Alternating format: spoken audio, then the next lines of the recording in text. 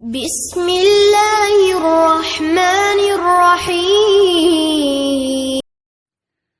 البقرہ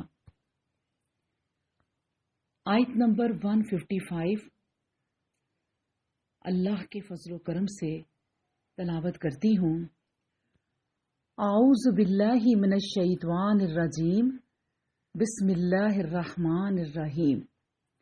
ولا نبلونکم بشیء من الخوف والجوع ونقص من الاموال والانفس والثمرات وبشر الصابرین۔ ولا نبلونکم، اور البتہ ہم ضرور آزمائیں گے تمہیں، بشیء ساتھ کسی بھی چیز کے، من الخوف خوف سے، والجوع اور بھوک سے، ونقصی اور کمی کر کے، من الاموالی مالوں سے، والانفسی اور جانوں سے، والثمراتی اور پھلوں سے، وبشری اور خوشخبری دے دیجئے الصابرین صبر کرنے والوں کو۔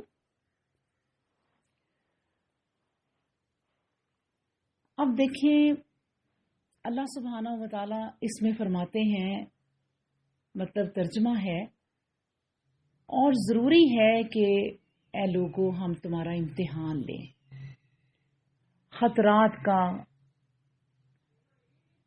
خطرات کا یعنی خوف، بھوک کی تکلیف، مال و جان کا نقصان، پیداوار کی تباہی، وہ آزمائشیں ہیں جو تمہیں پیش آئیں گی۔ پھر جو صبر کرنے والے ہیں، ثابت قدم رہنے والے ہیں، انہیں بشارت دے دو۔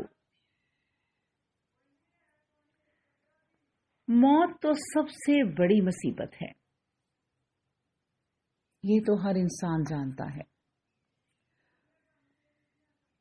اور یہ ایک ایسی مصیبت ہے جو انسان کو بالکلیہ دنیا اور اس کی ہر چیز سے الگ کر دیتی ہے۔ اب ان چیزوں کا ذکر کیا جاتا ہے جو بظاہر اس کا مقابلہ تو نہیں کر سکتی، مگر ان کا تسلسل اور برابر رہنا مصیبت اور تکلیف میں موت سے بھی بڑھ جاتا ہے، اور اکثر لوگ ایسے موقعوں پر کمزوری اور بزدلی کا اظہار کرتے ہیں۔ قرآن کریم نے ایک دوسری جگہ اس کی تفصیل جو ہے وہ بیان کی ہے۔ میں آپ کے سامنے اس آیت کو سمجھنے کے لیے اس آیت کو رکھتی ہوں۔ یہ آیت ہے سورۃ التوبہ کی، اور آیت نمبر ہے 12، تھوڑی سی لمبی ہے۔ ما کانا لأہل المدینہ تھی، میں اس کا ترجمہ آپ کے سامنے رکھتی ہوں۔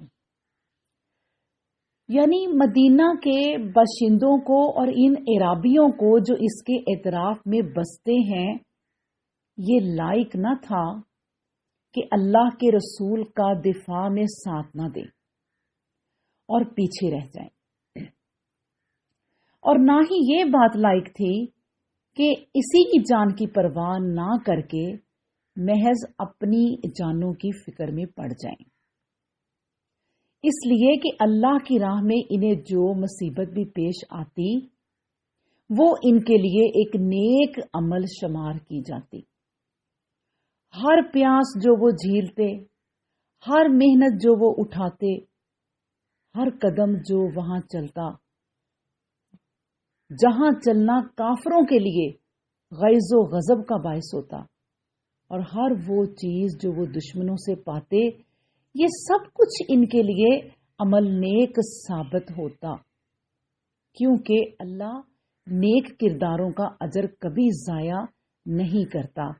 اور اسی طرح اللہ کی راہ میں وہ خرچ نہیں کرتے تھوڑا یا زیادہ، اور کوئی میدان طے نہیں کرتے مگر یہ کہ ان کی نیکی ان کے نام لکھی جاتی ہے، تاکہ اللہ ان کے کاموں کا انہیں بہتر سے بہتر اجر عطا فرمائے۔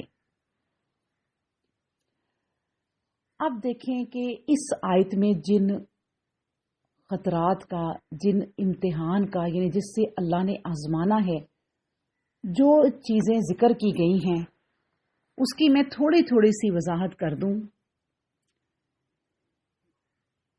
الخوف، یعنی خوف کا لفظ جامعہ ہے، جان، مال، عزت، ہر چیز سے متعلق اندیشہ و ہراس اس کے اندر آ گیا۔ الجو، یعنی بھوک کا امتحان۔ بھوک کا امتحان یہ ہے کہ کسی حاجت کے باوجود ہر مال حرام سے بچے، نہ روزے سے ہچکچائے، نہ فکر و فاقہ سے ڈرے۔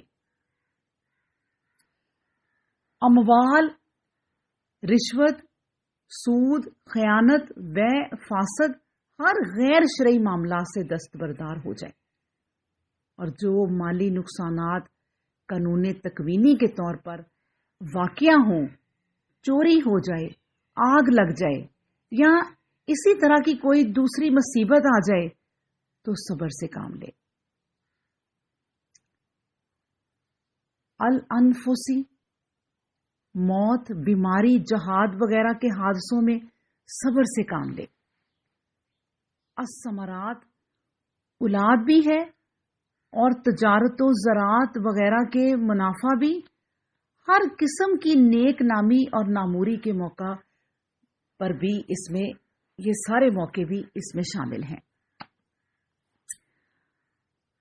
اور یہ باغات، اجناس کے الثمرات سب اس میں داخل ہیں۔ رہا صبر، تو جان لینا چاہیے کہ صبر کرنے کے معنی یہ نہیں کہ بندہ بالکل بے حس ہو جائے اور غم محسوس نہ کرے، اس کا نام صبر نہیں، بے حسی ہے۔ صبر یہ ہے کہ انتہائی غمناک، درد انگیز واقعہ پر بندہ عقل کو نفس پر غالب رکھے، زبان کو شکوہ اور ناشکری سے نہ آلودہ ہونے دے، اور نظر مسبب الاسباب پر، اس کی مصلحت و حکمت پر، اس کی شفقت و رحمت پر رکھے۔ وہ ایک شعر ہے کہ غم میں بھی قانون فطرت سے میں کچھ بدظن نہیں، غم میں بھی قانون فطرت سے میں کچھ بدظن نہیں، یہ سمجھتا ہوں کہ میرا دوست ہے، دشمن نہیں۔ اللہ اکبر۔ اب دیکھیں اللہ سبحانہ و تعالی اسی چیز کی ایک اور جگہ وضاحت کرتے ہیں قرآن پاک میں، النحل میں، وَلَا نَبْلُوَنَّكُمْ حَتَّى نَعْلَمَ الْمُجَاهِدِينَ مِنْكُمْ وَالصَّابِرِينَ، یعنی ہم آزما کر مجاہدوں اور صبر کرنے والوں کو معلوم کر لیں گے۔ اللہ اکبر۔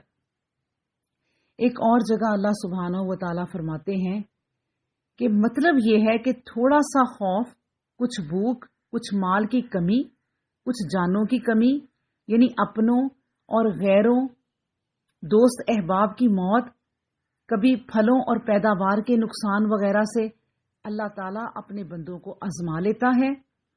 صبر کرنے والوں کو نیک اجر اور اچھا بدلہ عنایت فرماتا ہے، اور بے صبر، جلد باز اور نا امیدی کرنے والوں پر اس کے عذاب اتراتے ہیں۔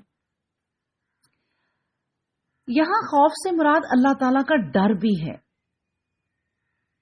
اور بھوک سے مراد روزوں کی بھوک، مال کی کمی سے مراد زکوٰۃ کی ادائیگی بھی ہے، جن کی کمی سے جان کی کمی جو ہے، اللہ تبارک و تعالیٰ نے نفس، جان کی کمی سے مراد بیماریاں ہیں، پھلوں سے مراد اولاد ہے، اور یہ جو تفسیر ہے یہ میں آپ کو بتا دوں کہ بڑی غور طلب ہے، اس لیے اللہ سبحانہ و تعالیٰ قرآن میں فرماتے ہیں افلا یتدبرون القرآن، کہ تم قرآن پہ غور کیوں نہیں کرتے۔ پھر جو آخر میں بیان ہو رہا ہے اس آیت میں کہ جن صبر کرنے والوں کی اللہ کے ہاں عزت ہے، وہ کون لوگ ہیں کہ جنہیں خوشخبری سنا دو۔ پس فرماتا ہے یہ وہ لوگ ہیں جو تنگی اور مصیبت کے وقت انا للہ پڑھ لیا کرتے ہیں اور اس بات سے اپنے دل کو تسلی دے لیا کرتے ہیں کہ ہم اللہ کی ملکیت ہیں اور جو ہمیں پہنچا ہے وہ اللہ کی طرف سے ہی ہے، اور ان میں جس طرح وہ چاہے تصرف کرتا رہتا ہے، اور پھر اللہ کے ہاں اس کا بدلہ ہے جہاں انہیں بالآخر جانا ہے۔ اللہ کی نوازشیں اور الطاف ان پر نازل ہوتے ہیں، عذاب سے نجات ملتی ہے ایسے لوگوں کو اور ہدایت بھی نصیب ہوتی ہے۔ آخر میں آپ کو یہ بتاتی چلوں کہ امیر المومنین حضرت عمر بن خطاب رضی اللہ عنہ فرماتے ہیں، دو برابر کی چیزیں یعنی صلوات اور رحمت، اور ایک درمیان کی چیز یعنی ہدایت، ان صبر کرنے والوں کو ملتی ہے۔ سبحان اللہ، اللہ اکبر۔